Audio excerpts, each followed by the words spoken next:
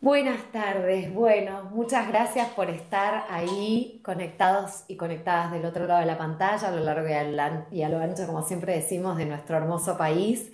Hoy en un día muy especial, en un espacio CAPS muy especial, con la presencia de la directora de Personas Adultas y Mayores, la doctora Adriana Capuano, siempre tan agradecidas por esta maravillosa articulación junto a su equipo para la temática de hoy, que es valoración gerontológica integral. Bueno, les decimos que vamos por el espacio 109 y cercanas a las 180.000 visualizaciones. Gracias a ustedes por ser parte, por formar este enorme equipo en territorio, siempre tratando de capacitarse y de mejorar el abordaje en el primer nivel de atención. Bueno, y con la dirección de la doctora que dirige, la doctora Capuano, les comentamos que pueden consultar en ambos canales de YouTube estas 11 capacitaciones que ya tuvimos de manera articulada, residencias de personas adultas y mayores y el primer nivel de atención, una articulación indispensable, cómo se envejece en Argentina, viejismo y derecho de las personas mayores, que se dio en junio del 2022, síndromes geriátricos, valoración gerontológica integral, que también fue en el año 2022, detección y abordaje del maltrato y la violencia hacia la persona mayor en servicios de salud, longevidad y envejecimiento, el reto de adaptar el sistema de salud, sexualidad, erotismo y personas mayores, ciudades y comunidades amigables con las personas mayores, abordajes de APS, conversatorio de atención primaria, con nuestra querida doctora Silvia Gascón, cómo se envejece en Argentina, viejismo y derechos humanos, y el tema que nos convoca hoy con María Laura, valoración gerontológica integral. Así que todo tuyo, Adri, para la presentación. Bueno, buenas tardes a todos y a todas. Como siempre, agradecer a Maya, a tu equipo, a la articulación con la coordinación de APS del Ministerio de Salud de la Nación, porque nos permite llegar con estos módulos de formación, de capacitación gerontológicos indispensables para el abordaje de la persona mayor en el territorio, en los ámbitos de referencia de los primeros niveles de atención.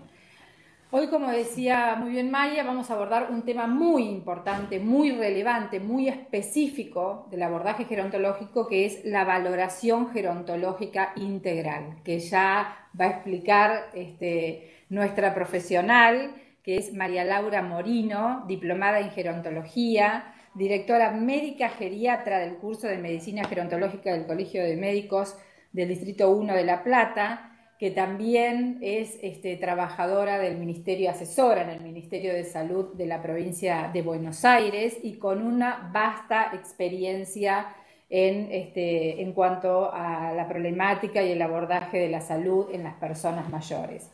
Valoración gerontológica es una herramienta indispensable. Nosotros le decimos valoración gerontológico, muchos otros profesionales pueden decirle valoración geriátrica. Nosotros creemos que el término de gerontología es más amplio e involucra muchas más dimensiones que seguramente nos comentará María Laura, pero se transforma en una herramienta que es necesario que conozcan los equipos interdisciplinarios. Como siempre decimos, los equipos de APS que están distribuidos en todo el vasto territorio de nuestra nación son bien heterogéneos. No necesariamente están compuestos por la idealización que tenemos nosotros, un médico geriatra, un enfermero, un psicólogo, un trabajador, sino que muchas veces los equipos están constituidos por agentes, promotores sanitarios, a veces un trabajador social, a veces un profe de actividad física, de educación física. Así que lo importante es que cualquier integrante conozca que la existencia de estas herramientas como para o bien tener la oportunidad de hacer un screening o bien poder aplicarla en determinadas dimensiones. Así que María Laura, muy bienvenida, muchas gracias por estar, por participar y transmitirnos tus conocimientos y experiencias, ¿no? Que es lo más valioso. Bueno, Adriana, te agradezco mucho. En realidad agradezco la invitación a vos, a Maya y a todo el equipo para este espacio de APS y poder brindar un granito de arena para poder seguir adelante con el área y los temas gerontológicos. Bueno, si les parece, voy a compartir pantalla.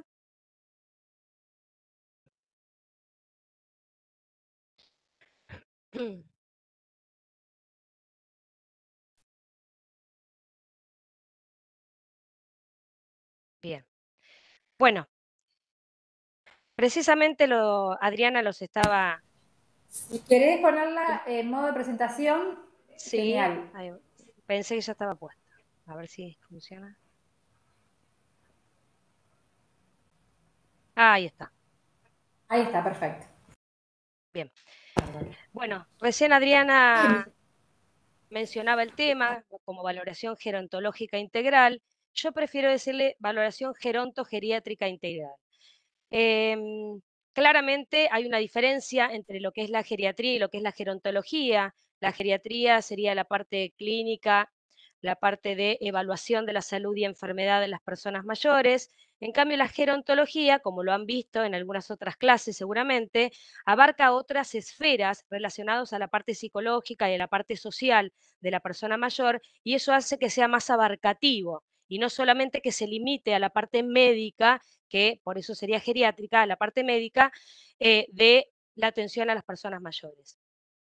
Antes de decir la definición de valoración geronto-geriátrica integral, hay que tener en cuenta la alta prevalencia de los ancianos o de las personas mayores en relación a las necesidades y problemas no diagnosticados, a las disfunciones y dependencias reversibles, o sea, que pueden revertirse, no reconocidas, y en gran parte escapan a la valoración clínica tradicional, en el caso de que sea un médico, ya que no se evalúan en profundidad en lo que es la anamnesis y el examen físico. La anamnesis es el interrogatorio que uno tiene generalmente con un paciente. Puede ser un paciente en todo sentido, ¿no? Y en las otras áreas que no son médicas, porque la gerontología abarca la parte de abogacía, trabajo social, psicología y todo lo que han visto seguramente en otras clases, pero bueno, no es solamente a pacientes esto dirigido, sino el interrogatorio tranquilamente puede ser de un trabajador social hacia una persona mayor.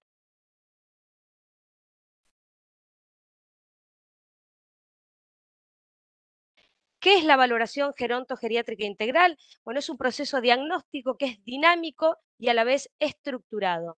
Permite detectar, ¿por qué dinámico? Porque lo hacemos con una persona adelante, una persona mayor, que sabemos perfectamente que hay diferentes vejeces, ¿sí? En la comunidad, que significa que todos no envejecemos de la misma manera, con lo cual tiene que ser una atención personalizada, pero al mismo tiempo es estructurado porque nos brinda herramientas esta valoración para poder precisamente tener los test, que se llaman los test gerontológicos, relacionados a la parte cognitiva, a la parte social, a la parte psicológica, a la parte sentimental de la persona mayor, que realmente son estructurados porque son test que tienen puntaje. ¿Sí? Permite detectar y cuantificar los problemas, necesidades y capacidades del anciano en la esfera clínica, funcional, mental y social. En definitiva, la valoración gerontogeriátrica integral es considerada la piedra angular en el día de la práctica geriátrica y una herramienta principal para poder ejercerlo. ¿Qué sería la piedra angular? Es algo que es muy importante en una práctica, en este caso clínica o gerontológica. ¿Cuál es la finalidad de esta valoración gerontogeriátrica integral? Es optimizar los recursos y lograr el mayor grado de independencia y, en definitiva, la calidad de vida del paciente. Lo que uno trata de hacer con el paciente es precisamente que mantenga esa independencia que está teniendo, ¿sí? Tratar de optimizar los recursos que tiene. Por ejemplo, si una persona tiene una cierta dificultad para escuchar, bueno, vamos a tratar de optimizar el resto de los recursos para que pueda tener una comunicación fluida con sus pares y con su familia o con personas relacionadas en su entorno. ¿Cuáles son los objetivos que se plantea la valoración gerontogeriátrica integral?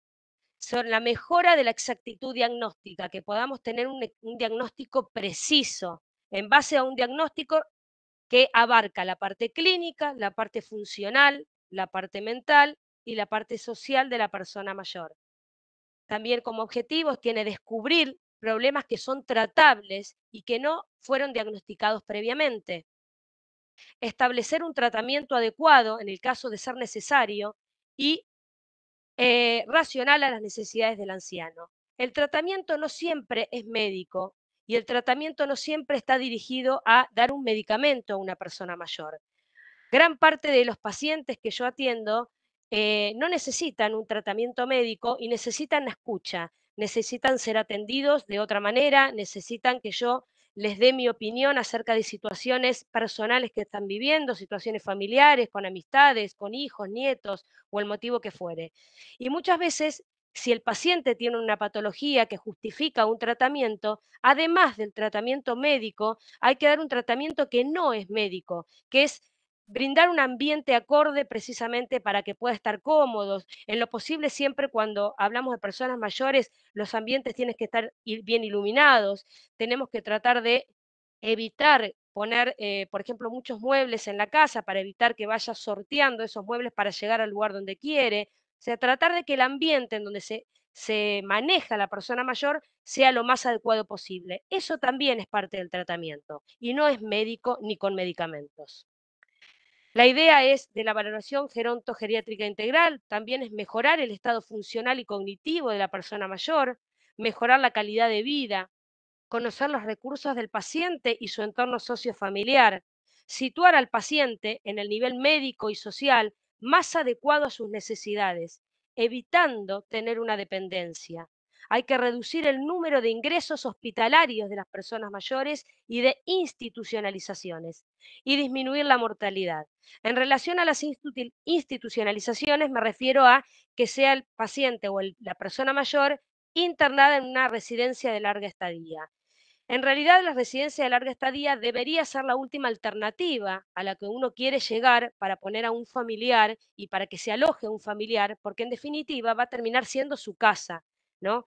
Con lo cual uno trata de evitar la institucionalización, pero bueno, si no se puede por cuestiones familiares, trabajo de los hijos, nietos o el motivo que fuere, lógicamente la institucionalización es una buena alternativa. Como conclusión, en relación a los objetivos, hay que elaborar una estrategia interdisciplinaria de intervención basada en esos problemas. Si no se trabaja en equipo, es muy difícil abordar a una persona mayor que tiene problemas de salud, o problemas familiares, o problemas sociales, o problemas mentales. Con lo cual, es sumamente importante para un gerontólogo, ya sea médico, trabajador social, psicólogo o la especialidad que tenga, pero que esté en relación directa con personas mayores, el trabajo en equipo. Es imposible que una sola persona o que un médico pueda tratar a una persona mayor de ¿cómo se llama? De todas sus esferas. Entonces, yo cuando viene un paciente al consultorio, la idea es, bueno, este problema es clínico, es médico, lo podemos tratar. Siempre acordar con el paciente el tratamiento. Los tratamientos no son impuestos por el médico. Eso por un lado. Y por otro lado, bueno, el cardiólogo dijo esto, la psicóloga dijo esto. Bueno, deme el teléfono para poder charlar con ellos, a ver qué es lo que opinan sobre el tratamiento que quiero ponerte médico o el tratamiento que estás haciendo psicológico, si podemos ir disminuyendo algunas dosis para evitar la polifarmacia, que es el exceso de medicación que toman las personas mayores. Bueno, eso es un trabajo en equipo. No podemos trabajar de manera aislada. Obviamente tener una estrategia de tratamiento, como lo decía anteriormente, y de seguimiento a largo plazo. No es una sola consulta, sino que son consultas espaciadas, pero que en el tiempo, que yo las consiga mantener en el tiempo. La imagen real de un anciano es la que pueden ver en esta pantalla. Son 4 esferas en la cual una sola esfera, o sea, el 25% de lo que yo veo como gerontóloga y geriatra en el consultorio, es la parte clínica. Después está la esfera funcional, que es cómo se maneja funcionalmente, que eso habrán visto seguramente en actividades de la vida diaria, cuáles son las cosas que realiza la persona mayor en relación a las cuestiones básicas, que son la higiene y confort en su casa, el vestido, el alimentarse, y después las instrumentales, que son las actividades instrumentales de la vida diaria, que está relacionado precisamente con manejar dinero, tomar colectivo, taxi, poder cocinar, poder utilizar, por ejemplo, el teléfono y marcar. Bueno, eso es relacionado a la parte funcional y, por supuesto, manejarse físicamente. Luego está la esfera social, que ahí está todo el entorno, no solo la familia, sino sus pares y todas las personas que se relacionan con el paciente o con la persona que estamos evaluando. Y por último, la esfera mental, que claramente está relacionado con la parte cognitiva, la parte de conocimiento que hay que evaluar. ¿Cuáles son los medios para poder llegar a esa valoración gerontogeriátrica integral? Son precisamente la anamnesis, que es el interrogatorio. Es sumamente importante el interrogatorio.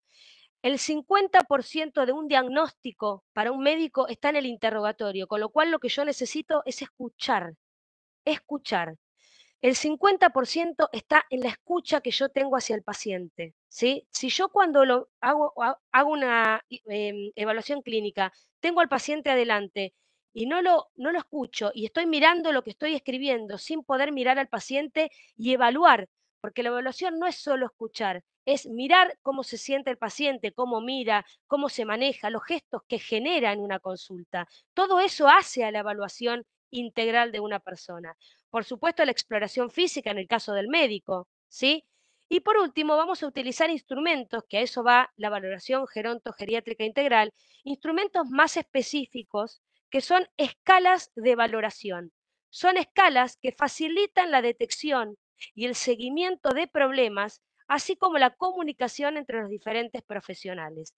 Las escalas, por supuesto, las utilizan generalmente profesionales o personas que están estudiando en el área gerontológica. Son cuestionamientos o preguntas que vamos haciendo, cuestionarios que vamos llenando, que nos van llevando a un puntaje para poder dar un diagnóstico y evaluar qué es lo que tiene la persona mayor. ¿Quién se beneficia con una valoración gerontogeriátrica integral? Claramente, y los más beneficiados son los pacientes frágiles y los pacientes que tienen discapacidad funcional. Aquellos con una nueva enfermedad o empeoramiento de una enfermedad que ya existe, como por ejemplo una caída reciente, una radiografía con una fractura por un aplastamiento vertebral. También se benefician los que tienen una nueva discapacidad a la que ya tienen, o una discapacidad funcional, o un deterioro que no existía previamente. Por ejemplo, antes el paciente no me decía esta frase: no puedo ir a misa por mi estado de salud. Estos son evaluaciones que se hacen a medida que se interroga. ¿Cuáles son los elementos que hacen sospechar, por ejemplo, a una persona mayor, a un adulto mayor frágil? Que sea mayor o igual a 80 años de edad, que viva solo o en aislamiento, que se le haya dado recientemente una alta hospitalaria, que tenga varios reingresos al hospital por cualquier patología que sufriere, que presente pluripatologías, significa patologías múltiples, que tenga un deterioro funcional o cognitivo del conocimiento, tomar más de 3 o 4 medicamentos, que eso es polifarmacia, se le llama polifarmacia y es un síndrome geriátrico, trastornos de la marcha o caídas en el último año, tener un pobre soporte social y criterios de desnutrición. Esto hace que un paciente sea frágil. Hay test para evaluar la fragilidad. La valoración de la esfera clínica es una, como decía yo, hoy de las 4 esferas que se evalúan y son los antecedentes personales, esto lo hace prácticamente un clínico, un médico, geriatra o clínico, los antecedentes propios de la persona, la revisión por aparatos y sistemas, ¿sí? Hay que revisarlo al paciente, no se mira a la distancia, el paciente hay que evaluarlo. La detección de grandes síndromes geriátricos, que habrán visto cuáles son los síndromes geriátricos, no quiero adentrarme en eso porque puedo estar 3 horas hablando. La historia farmacológica completa del paciente, la historia nutricional. Para que se den una idea, en relación a la historia nutricional, el 50 por ciento de las personas mayores tienen un cierto grado de desnutrición.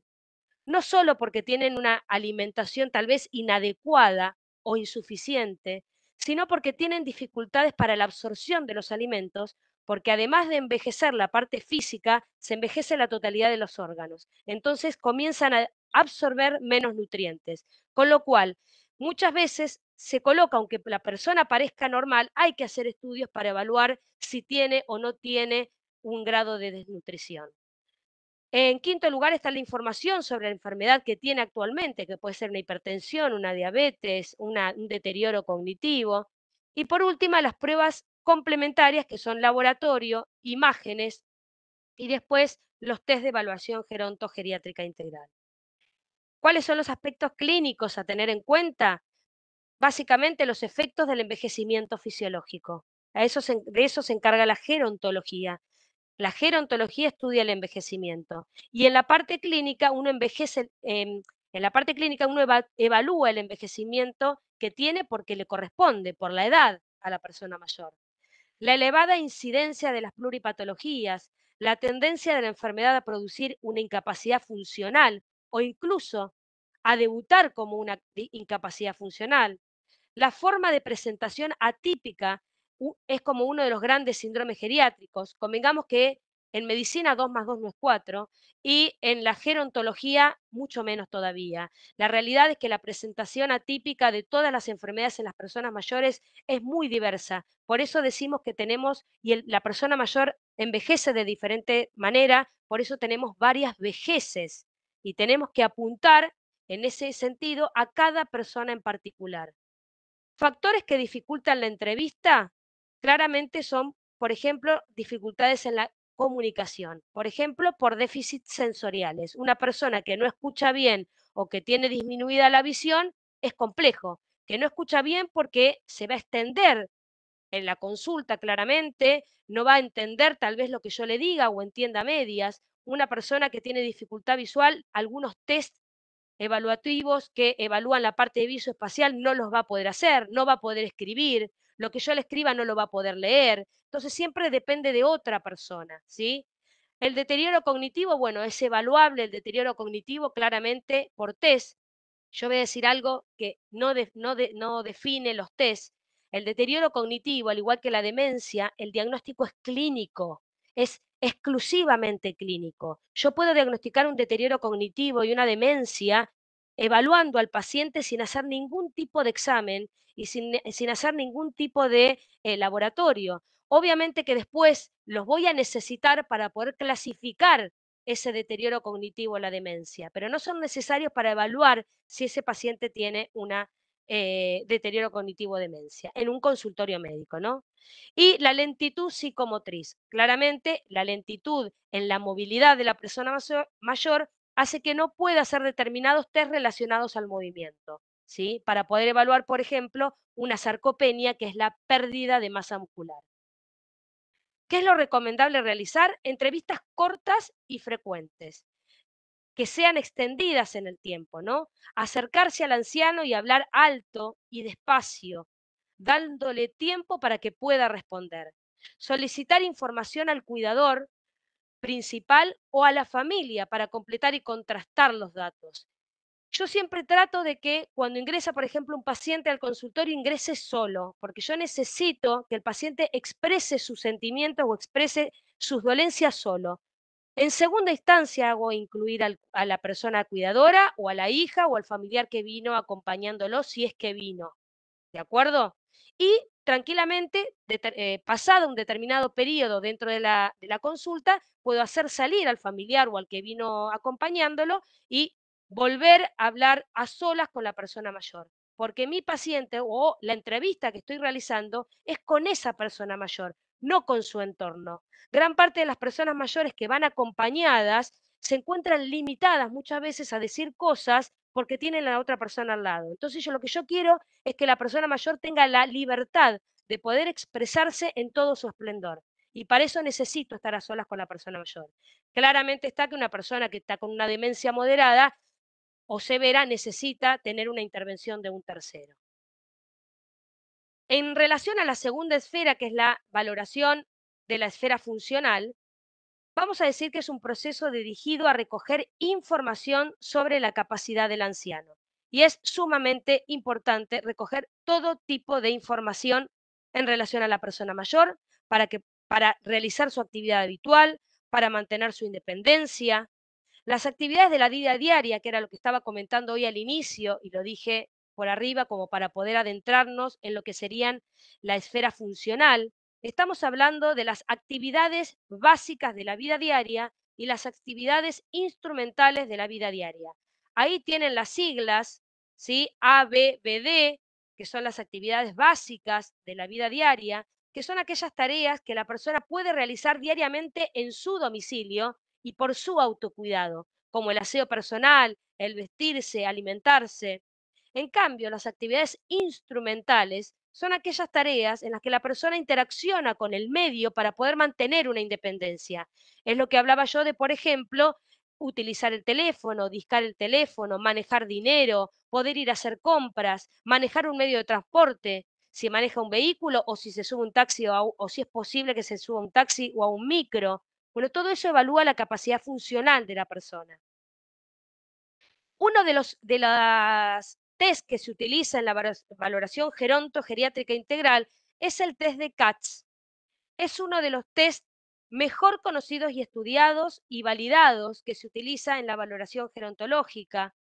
Fue elaborado en el año 1958 por un grupo multidisciplinar del Hospital Benjamín Rose de Cleveland para enfermos hospitalizados afectados de fractura de cadera.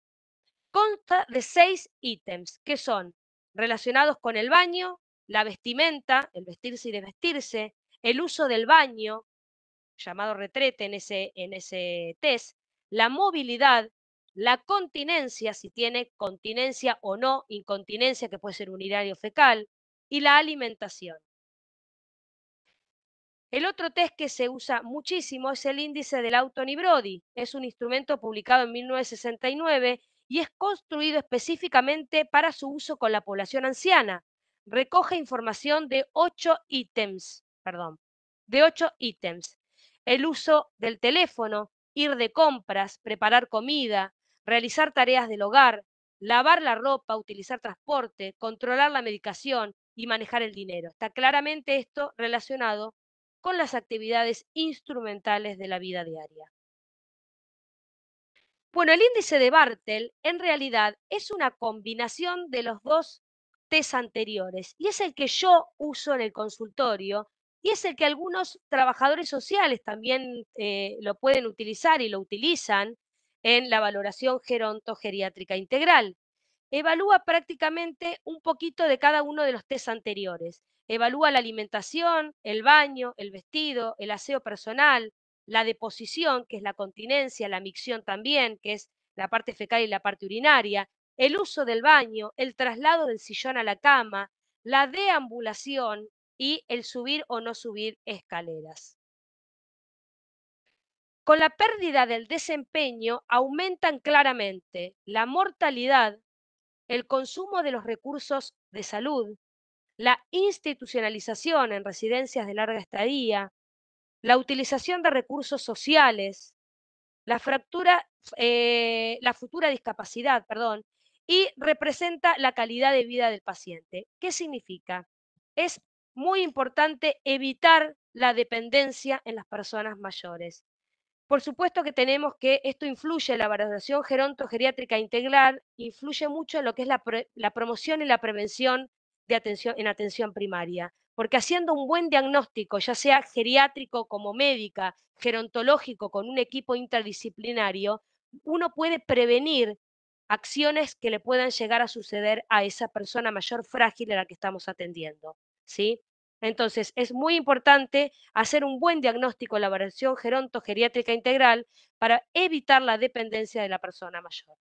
Acá tenemos un gráfico en donde va en la línea vertical, va de la independencia, que es la capacidad funcional, de la independencia a la parte baja, que es la dependencia, y cómo está la persona mayor en la parte alta, que es la independencia, y por cuestiones de disminución de la homeostasis, que es las cuestiones internas del organismo, ¿sí? La regulación interna de todos los fluidos orgánicos, que aumenta la fragilidad, con los años, que es la línea que se encuentra debajo, cómo va bajando el desempeño funcional, que es progresivo hasta llegar a la muerte, con lo cual aumenta la dependencia y disminuye el desempeño funcional. Ahí, en donde está marcado, precisamente en gris, comienza el umbral de la dependencia. Ahí lo pueden ver como tenemos dos líneas de umbral de dependencia y esa dependencia no siempre es igual. Muchas veces la dependencia es solo para actividades instrumentales, pero me permite que el paciente mayor continúe haciendo sus actividades básicas.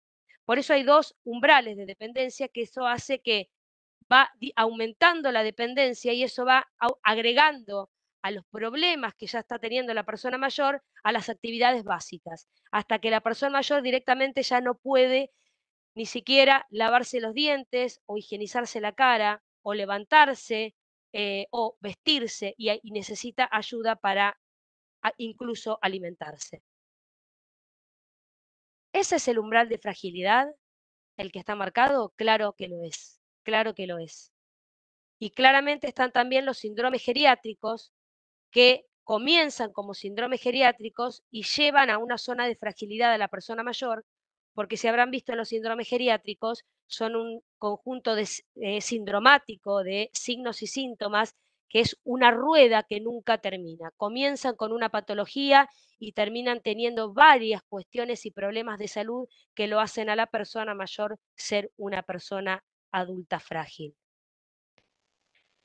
En relación al diagnóstico funcional de las actividades de la persona, los objetivos de la medición es precisamente el registro de la situación basal, la situación de base, de registro, ¿no? De la persona mayor.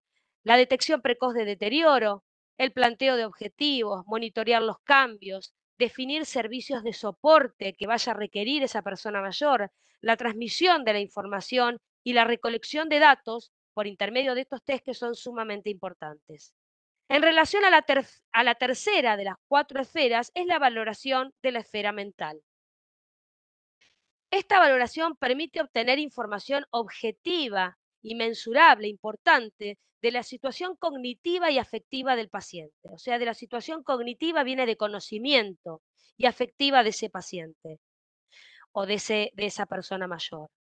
La importancia de su aplicación surge de la elevada prevalencia de las afecciones en estas esferas, ¿sí? En la esfera mental, en la población precisamente de las personas mayores.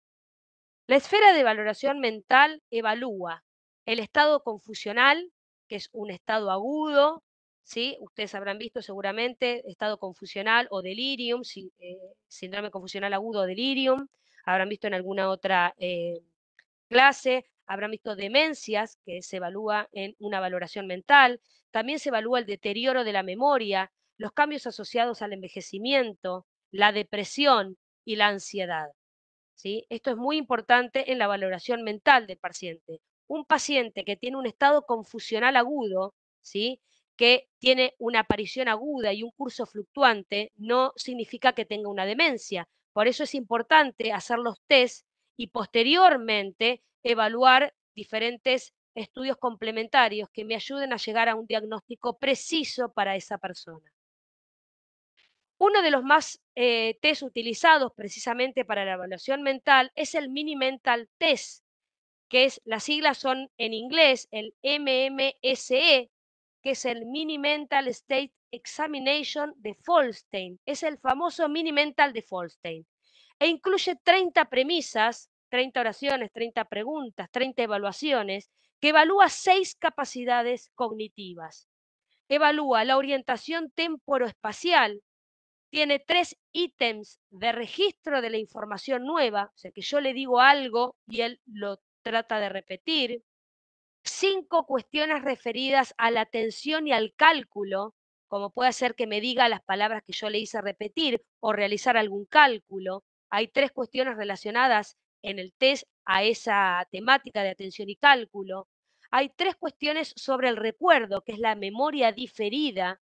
Hay 8 preguntas para evaluar el lenguaje de la persona que estoy evaluando y hay un ítem de praxia constructiva visoespacial. La praxia es la capacidad de reconocimiento, ¿sí? Visoespacial, que en este caso es necesario que la paciente pueda ver. O sea, una persona no vidente, en este caso, ese ítem no lo podría hacer, porque tiene que hacer un dibujo y lo tiene que repetir, ¿de acuerdo? Como también tiene que hacer una oración y si es no vidente no la puede hacer.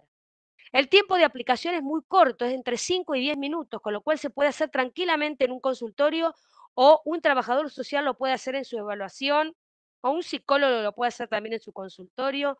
Cualquier persona que quiera y tenga ganas de evaluar la parte cognitiva de un paciente, lo puede hacer. La sensibilidad es del 87 al 100% y una especificidad del 62 al 100%.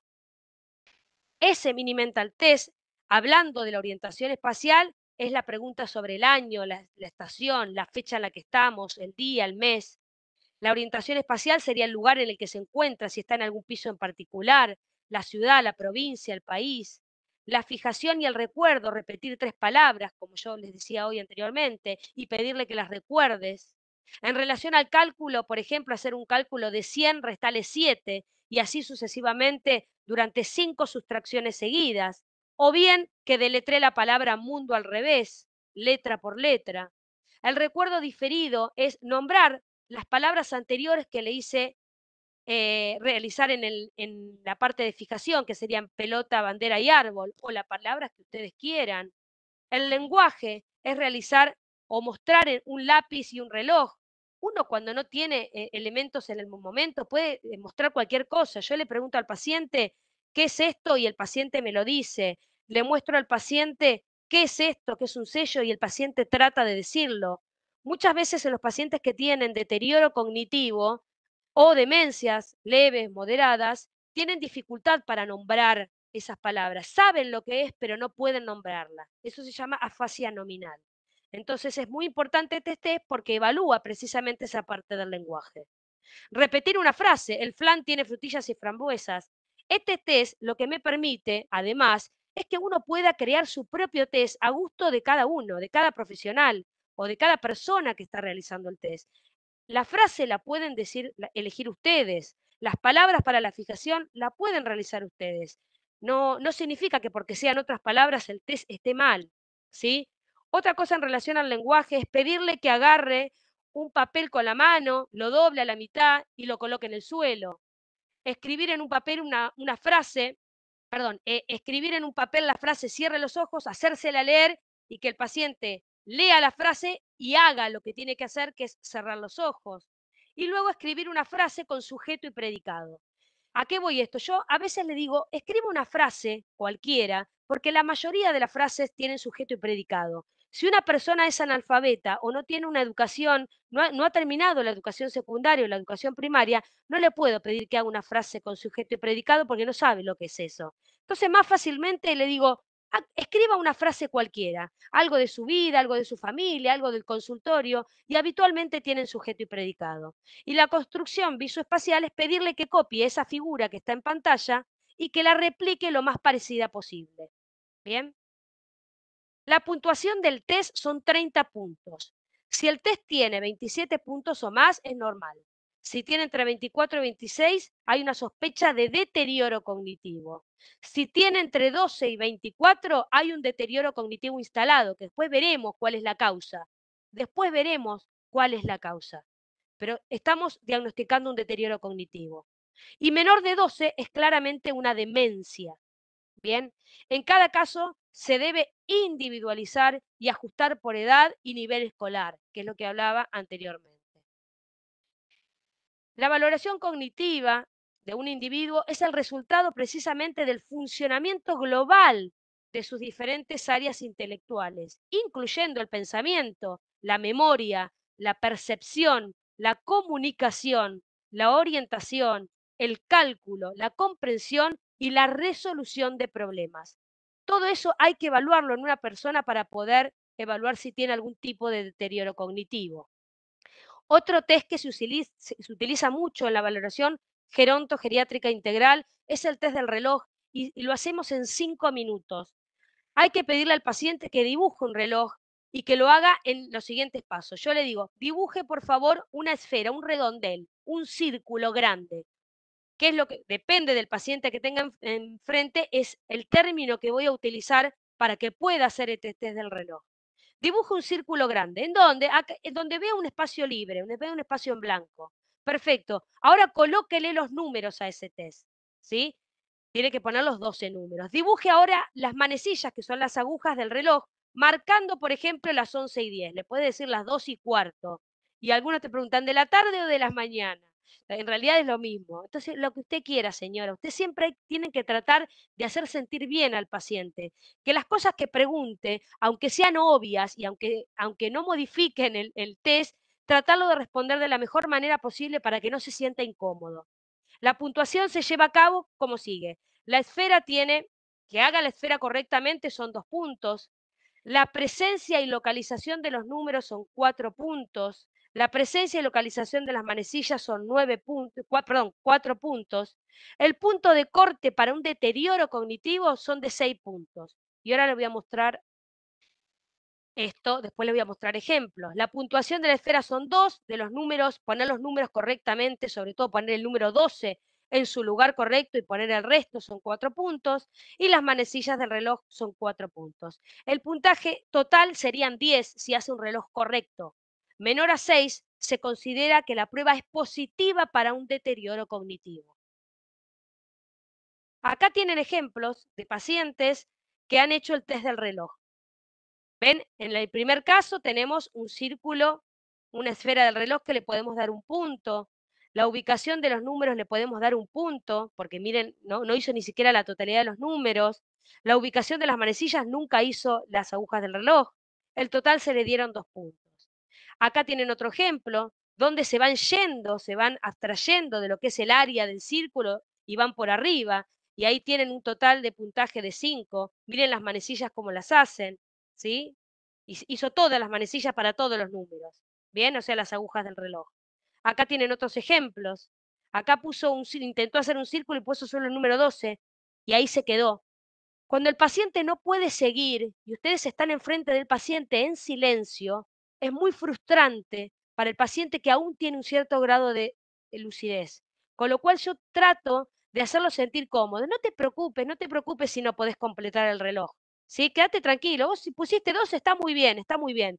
Porque en definitiva no le voy a decir en ese momento el puntaje que le dio el test. Yo lo que le voy a dar al paciente es un diagnóstico para poder tratarlo y hacerle un seguimiento.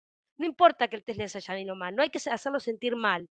Ahí hay otro ejemplo en donde claramente es mucho mejor y tiene un puntaje de 8, en donde la esfera la hizo correctamente, puso los números, pero de manera rara. Miren lo que puso, no puso 1, 2, 3, 4, puso 13, 14, 15, ¿se entiende? O sea, los puso en el lugar correcto, pero no eran los números del reloj.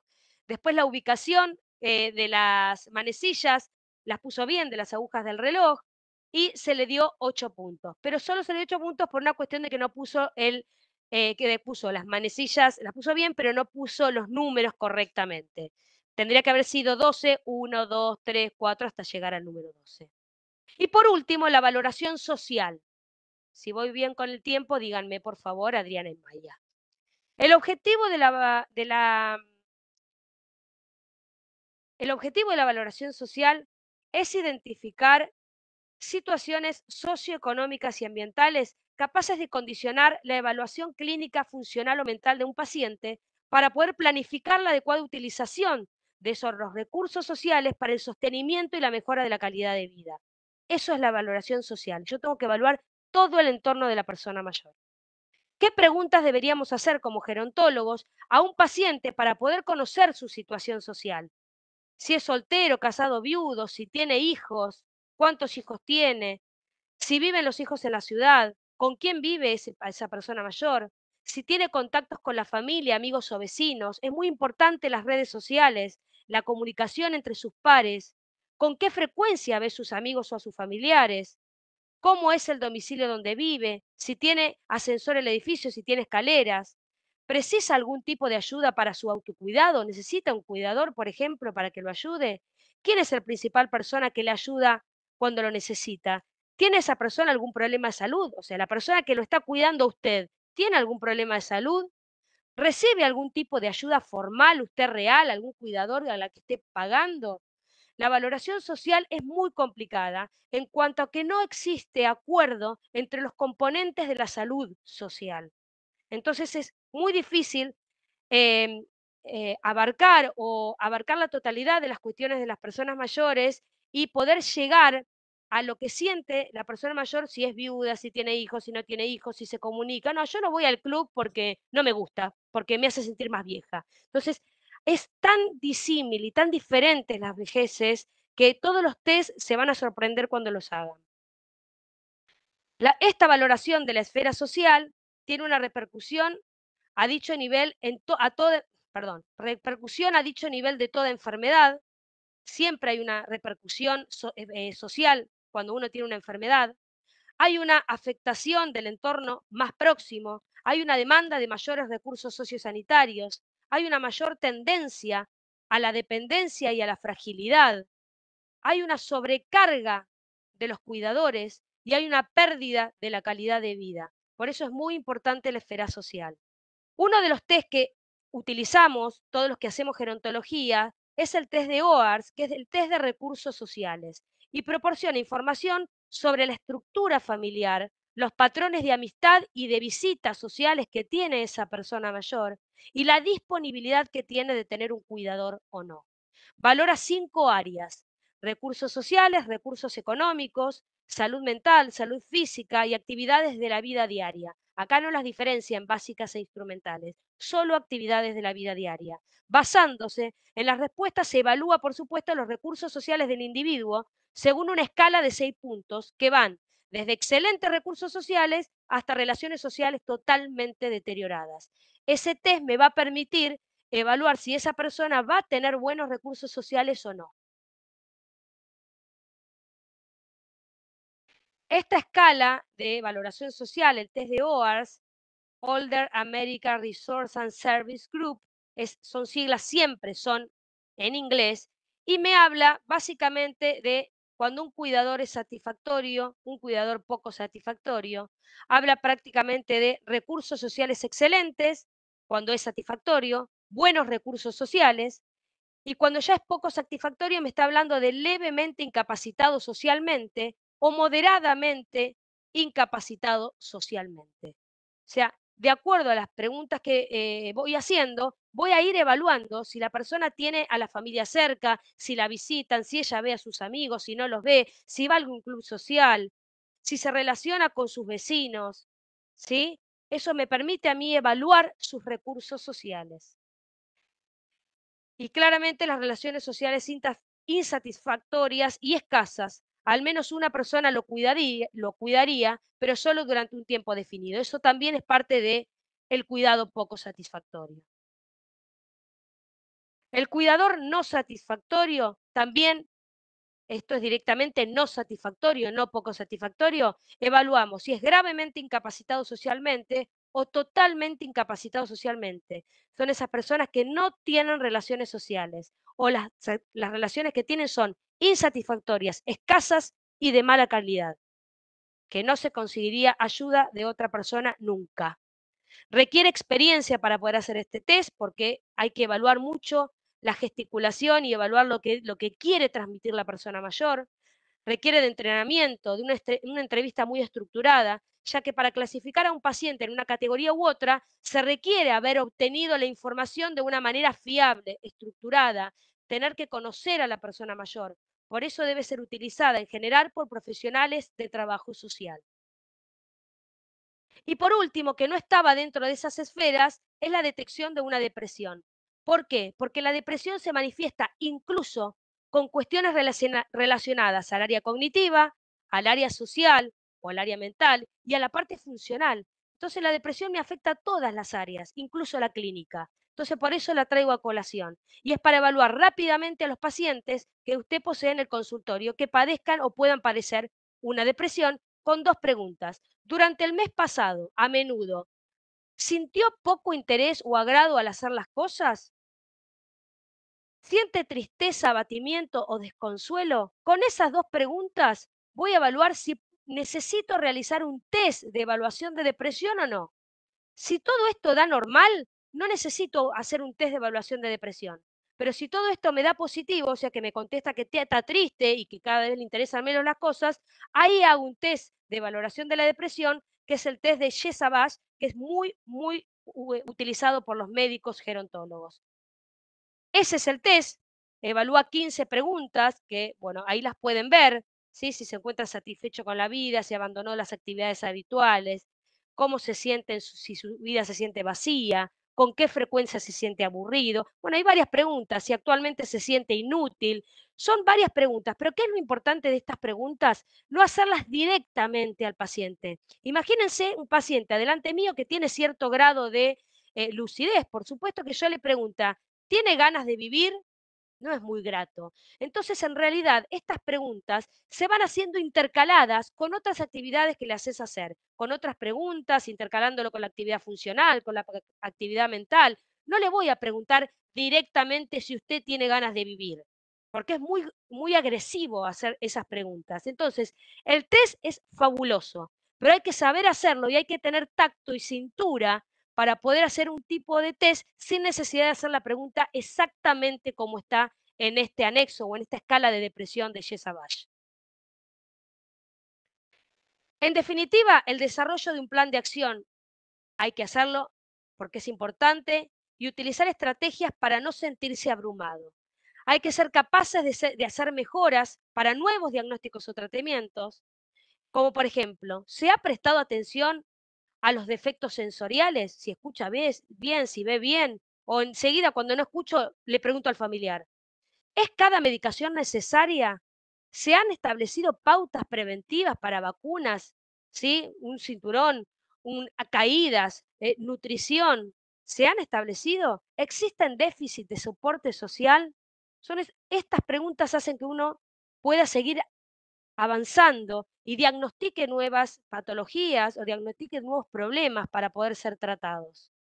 Son 3 filminas nada más para terminar, que está relacionado precisamente a lo que yo le decía. La valoración geronto-geriátrica integral tiene que hacerse en equipo y tiene que utilizarse diferentes herramientas, y no son solo los test, es la utilización de un modelo que utilizamos los gerontólogos, que es el modelo ICOP, que es Integrated Care for All the People, que es la Organización Mundial de la Salud, y este modelo salió en el año 2019.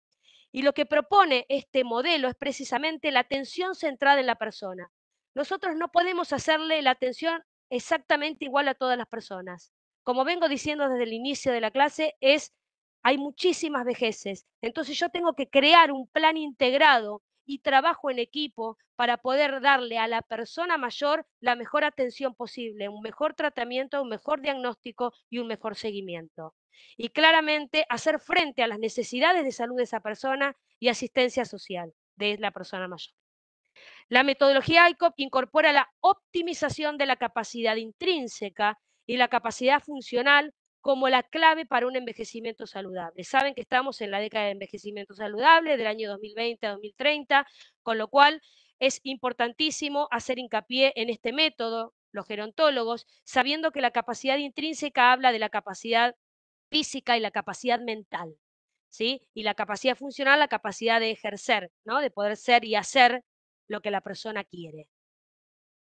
Esos son los dominios de la capacidad intrínseca que están en relación precisamente con la capacidad psicológica, locomotriz, la capacidad cognitiva, la vitalidad que tiene la persona mayor, la capacidad visual y la capacidad auditiva. Miren, la capacidad visual y la auditiva la están trayendo a colación como un dominio integrante de una capacidad propia de la persona mayor. Miren si será importante. Bueno, muchas gracias. Hay un montón de test que se pueden utilizar para realizar una evaluación gerontogeriátrica integral. Yo les di algunos, los más utilizados, o por lo menos los que yo más utilizo en el consultorio, y eso me favorece mucho, pero bueno, claramente hay eh, decenas de test que pueden buscarlos en internet, o puedo dejar mi correo, por supuesto, o lo que fuere, para que puedan hacer preguntas, ningún problema.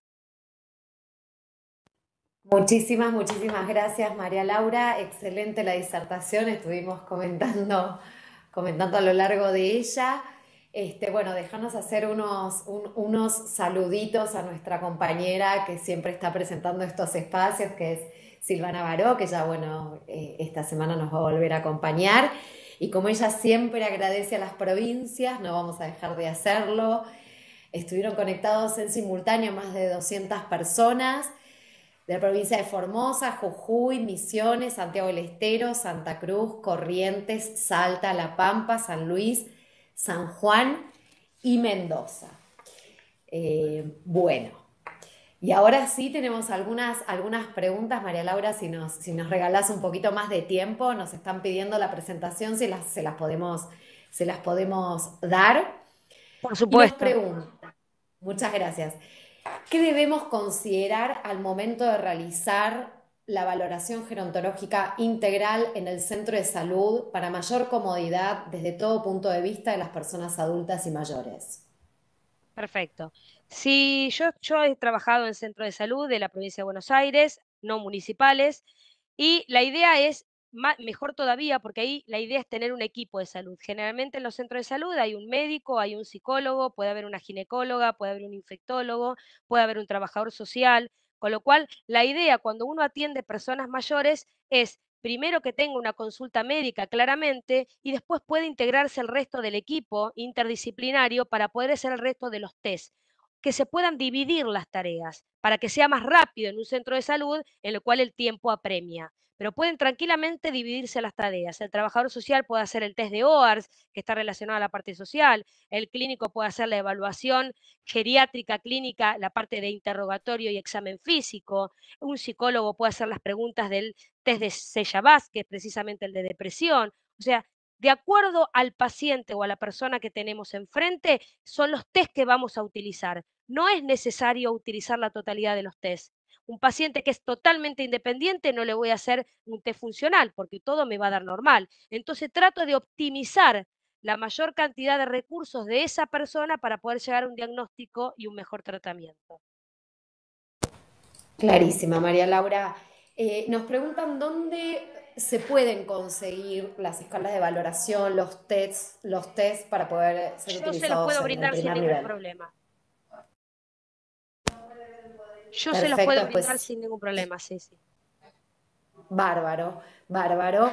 ¿En cuántos encuentros se puede hacer una valoración gerontológica integral? Y si tenés alguna sugerencia, hay que seguir algún orden de valoración de dimensiones, esferas, dominios. Mira, como lo puse en la filmina, la valoración gerontogeriátrica integral son 4 esferas, pero ninguna tiene prioridad sobre la otra. Eso es lo bueno que tiene la gerontología. El médico no es mejor que el trabajador social, ni que el psicólogo, ni que ninguna otra especialidad. Con lo cual, se puede empezar por cualquier parte. ¿De qué va a depender el tiempo que lleve la valoración gerontogeriátrica integral? Del equipo que tengas a tu alrededor. Si vos tenés un equipo completo, el cual se puedan dividir las tareas y cada uno haga lo suyo, el paciente va a estar 10 minutos con cada profesional. ¿Se entiende? Si vos estás solo, vos harás tu parte. Podés llegar a ser, obviamente, como en mi caso como médica, yo hago la totalidad de los test sin ningún problema, pero después trato de consultarlo con algún otro profesional, con lo que es la parte psicológica, si el paciente tiene una depresión, o con un psiquiatra, o con un trabajador social, si veo que el paciente no tiene recursos sociales suficientes para poder sustentarse o tener una vida digna. Entonces va a depender de con quién estés y el equipo que tengas a tu alrededor, el tiempo que te va a llevar la valoración. Perfecto, nos hicieron varios comentarios respecto al trabajo interdisciplinariamente en la valoración y la utilización de los test eh, en territorio, ¿no? En los centros de salud. Una más, ¿cómo se implementaría el mini mental test en personas no videntes? Lo podés hacer tranquilamente porque los únicos 2 ítems que no podría hacer es el de la construcción visoespacial, que es el dibujo que tiene que repetir, y el otro que le hagas leer, que cierre los ojos y obviamente no lo va a poder hacer porque no puede leer, pero eso no quita que el paciente me dé una valoración diferente. Son 2 puntos que en realidad si uno tiene que tratar de evaluar si el paciente viera la formación que tiene, si el paciente tiene una educación en la cual sé que me va a poder escribir una frase o que sabe leer, seguramente si el paciente sabe leer y está cognitivamente bien, no va a tener, no va a ser, no va a influir esos 2 ítems en el mini mental test. Directamente no los hacen, pero le pongo como positivo, porque no le puedo restar punto a una persona que no puede hacerlo. Si el paciente yo considero que tiene un nivel de educación, que si tiene que leer, lo va a poder leer, el punto está ganado ya. Y si es una persona que en el transcurso del test ha tenido ciertas dificultades, bueno, supongamos que el test visoespacial no lo pueda realizar correctamente, pero bueno, de última se le descuenta un punto. Muchas gracias, María Laura. Y ahora sí, Adri, si querés hacer un cierre todo tuyo.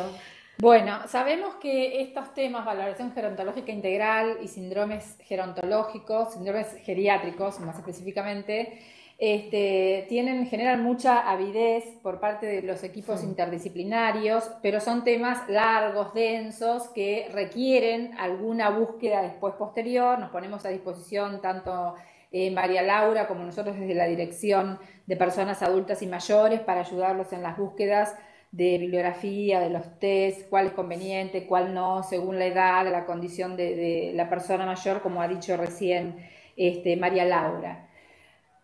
Para resaltar, es importantísimo que el equipo cuando tiene que asistir a una persona mayor, esto que decía muy bien Laura, yo en esto lo expresaba en esto de sostener una escucha activa, hacer primero pasar a la persona mayor, aún con un deterioro cognitivo o con alguna capacidad disminuida, pero asegurarse que está respetando la autonomía y el poder de decisión acerca de un diagnóstico, un tratamiento, implementarse en forma conjunta con el médico. Eso es muy importante. Y cuando estamos frente a la persona mayor, recordar que siempre nosotros vamos a aplicar una perspectiva del abordaje por curso de vida. Vamos a ser criteriosos y vamos a buscar qué historia de vida tiene esa persona que hoy se sienta ahí. Porque cuando decimos envejecimiento saludable es garantizar que la persona haga lo que desea hacer. Muy probablemente el deseo de esa persona proviene de fases anteriores vividas, capaz desde la niñez o desde un momento desde la adultez que no pudo concretar determinado proyecto y ahora se considera en circunstancia de poder hacerlo. Entonces, siempre la perspectiva del curso de vida, la historia de vida que trae la persona mayor, eso es fundamental. Porque ahí entonces vamos a estar respetando no solamente las heterogeneidades, sino aquello que la persona realmente desea hacer. Esto que decimos nosotros, la valoración gerontológica, ¿qué garantiza?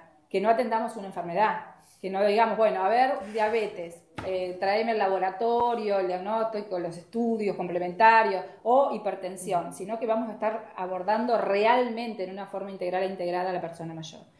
Por otra parte, María Laura mencionó el ICOPE, que estamos en tratativas con OPS y con APS, con Maya, para que esta estrategia pueda finalmente llegar a todos los equipos de salud. Es una capacitación muy importante, relevante, porque ICOPE es una estrategia de abordaje de la salud de persona mayor que se va a implementar en muchos países en el mundo durante esta década. Así que es muy importante que logremos que la mayor parte de los equipos reciban esa capacitación. Y por supuesto, numerosos temas que van saliendo a partir de y que iremos abordando en los próximos módulos. Lo que les pedimos a todos aquellos que están interesados en la temática, digamos que sigan abrazando con pasión el tema de las personas mayores. Nos apura, digamos, esa posibilidad que siempre soñamos de que la temática de personas mayores, envejecimiento poblacional, la calidad de vida de aquellos que tienen la oportunidad de vivir cada vez más años, empiece a ser priorizada en las agendas de las políticas públicas. Así vamos a avanzar fuerte sobre la calidad de vida de las personas mayores y por ende también de las comunidades donde viven, ¿no? Así que muchísimas gracias por estar, muchísimas gracias María Laura, muchísimas gracias al equipo y sobre todo a los que nos acompañan en cada módulo. Bueno, como todo llegó a su fin, gracias María Laura y gracias Por a la favor. dirección. Siempre la verdad de estos espacios y me tomo el atrevimiento a hablar en nombre de los equipos y de nuestro equipo acá. En Nación nos proveen de tantos conocimientos y tantas herramientas y a los equipos para utilizar en territorio en este abordaje por curso de vida y de las personas adultas y mayores en el primer nivel de atención. Así que bueno, los esperamos el viernes en un nuevo conversatorio con fibromialgia, el viernes a las 2 de la tarde. Y una cosita más, agradecemos muchísimo por la participación en el Congreso Federal de la semana pasada, realizado en Parque Norte, durante esos 3 maravillosos días de encuentro, de de abrazos, de compartir conocimientos, de gestión del conocimiento. Así que bueno, también los invitamos y las invitamos a poder acceder a todos los materiales, las presentaciones que van a estar disponibles en la página del Ministerio. Bueno, muchísimas gracias y hasta el viernes.